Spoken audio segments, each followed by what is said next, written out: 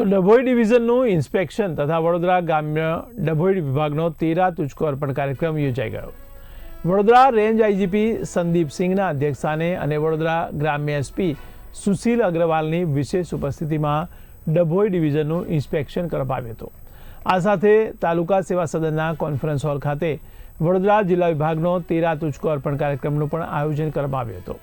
આ કાર્યક્રમ દરમિયાન પોલીસ તંત્ર દ્વારા ગુમ થયેલ, ચોરી થયેલ તેમજ વિવિધ ગુનાઓમાં રિકવર કરાયેલ મુદ્દામાલ મૂળ માલિકોને પરત સોંપવામાં આવ્યો હતો।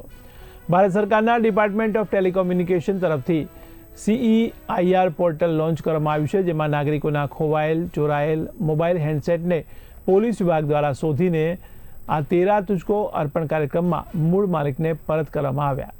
કાર્યક્રમમાં 78 વ્યક્તિઓને અંદાજિત 17 લાખથી વધુ માતબર રકમની ચીજવસ્તુ પરત આપવામાં આવી, ત્યારે પોતાના ખોવાયેલ કે ચોરાયેલ મુદ્દામાલ પરત મળતા લાભાર્થીઓએ પણ પોલીસ તંત્રનો આભાર વ્યક્ત કર્યો હતો તથા પોલીસની આ કામગીરીને બિરદાવી હતી।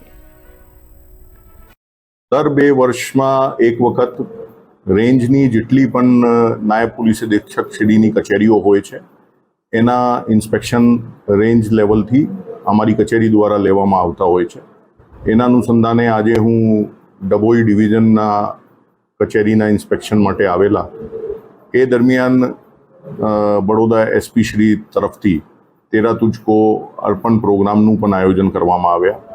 આપ બધા જાણો છો કે છેલ્લા ઘણા વર્ષોથી સરકારશ્રીની આ એક પહેલ છે કે જે નાગરિકોના કિંમતી વસ્તુઓ ચોરાઈ જાય, ખોવાઈ જાય તો એમને પોલીસ શોધીને અને કાયદેસરની કાર્યવાહી કરી એમને પરત આપતી હોય છે। એ આ 13 તુચકો પ્રોગ્રામના માધ્યમથી પરત આપતી હોય છે।